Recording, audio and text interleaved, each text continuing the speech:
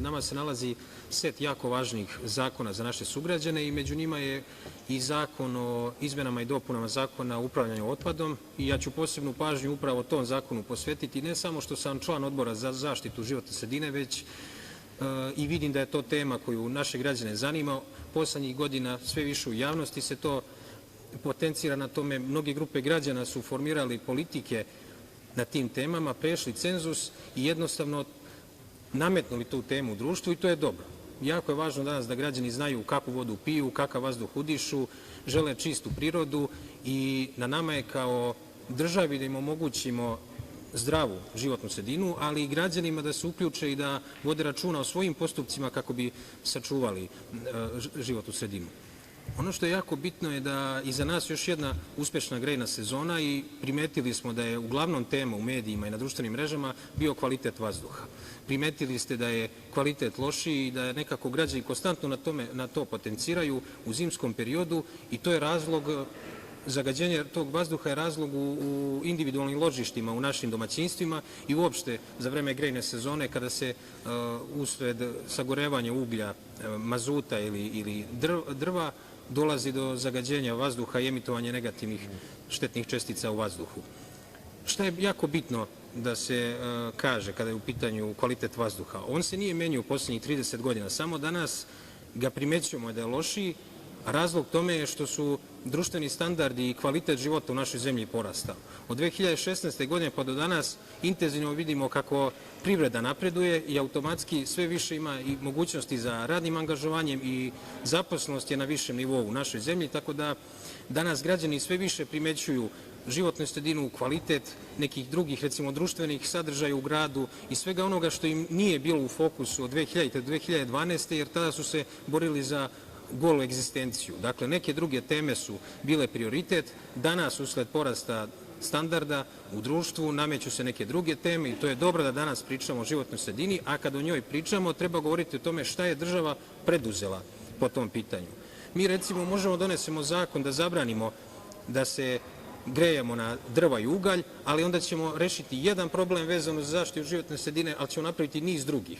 Dakle, jako je bitno da sistemski polako pristupamo rešavanjem tog problema i treba će nam 10 i možda i više godina da ga otklonimo, ali je suština da smo na vreme počeli sa tim merama, a najbolje mere su koje država i nadležno ministarstvo propisuju, to su subvencije za zamenu stolarije, zamenu kotlova, prelazak jednostavno podizanje energetske efikasnosti naših domova za nabavku termičkog omotača i svega onoga što je neophodno kako bi građani prešli na neke ekološki prihvatljive energente, kao što recimo gas. Da bismo došli do toga, bitno je da omogućimo građanima i duplo jeftinije priključke za gas, kao što je to država i uradila, i to su konkretne mere gde lokalne samouprave sarađuju sa nadležnim ministarstvom i obezbeđuju građanima sredstva kako bi oni prešli na neke ekološki prihvatljivije metode kada je grejanje u pitanju.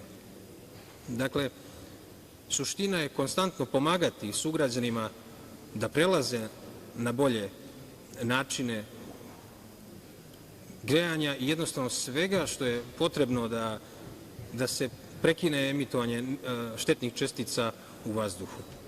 Pored vazduha jako je bitna i voda. Mi možemo da kažemo u Čačku da smo pripremili planske dokumenta za izgradnju fabrike za prečišćavanje otpadnih voda na 7 hektara u naseljenom mestu Atenica.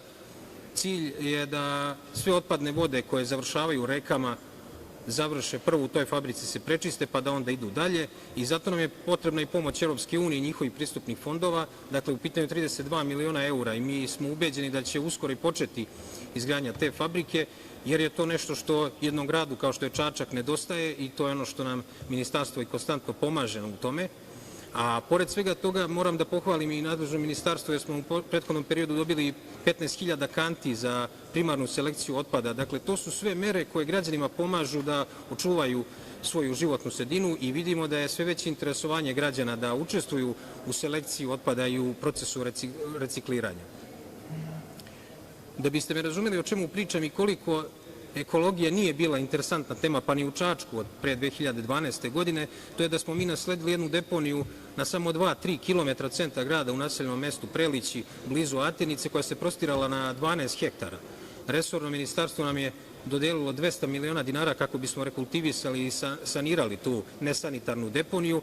Možete misliti kako je u letnjem periodu, kada tu ima 1000 domaćinstava koji su uz granicu sa tom deponijom žive, i u letnjem i u zimskom periodu, a posebno kako je u letnjem, pritom imalo je dosta nekontrolisanih požara. Dakle, sve smo to sanirali zahvaljujući tom ministarstvu i na taj način se pokazuje kako država i kako lokalna samouprava mogu da utiču na kvalitet životne sredine. Pored svega toga, ono što je neizostavni deo bio, što smo nasledili, to su mnoge mini deponije kako na gradskom, tako i na seoskom području, i država i grad izdvajaju konstantno sredstva za uklanjanje tog otpada.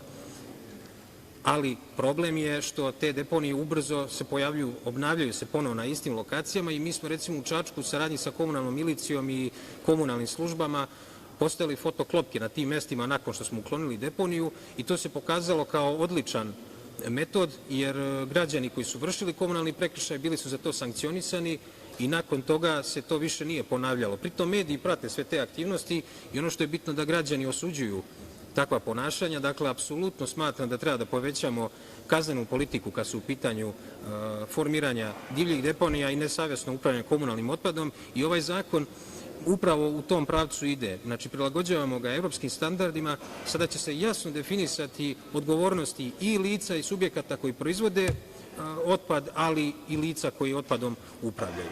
Dakle, to sam i na Odboru za zaštitu životne sredine isto potvrdio i glasao sam za ovaj zakon, i to ću raditi u danu za glasanje, i pozivam vas da jednostavno svi podržimo ovaj zakon, zato što ekologija ne treba da bude neka dnevno politička tema i ne treba da ima neku političku boju, već je to tema koja zanima sve naše sugrađane, i mislim da resorno ministarstvo zaista vodi računa o životnoj sredini. Sam podatak da smo u poslednjih par godina sa 3200 deponija očistili na 700 nešto pokazuje volju i planove nadležnog ministarstva da se sa deponijama izbori. Zato ću u danu za glasanje glasati za ovaj zakon. Zahvaljujem.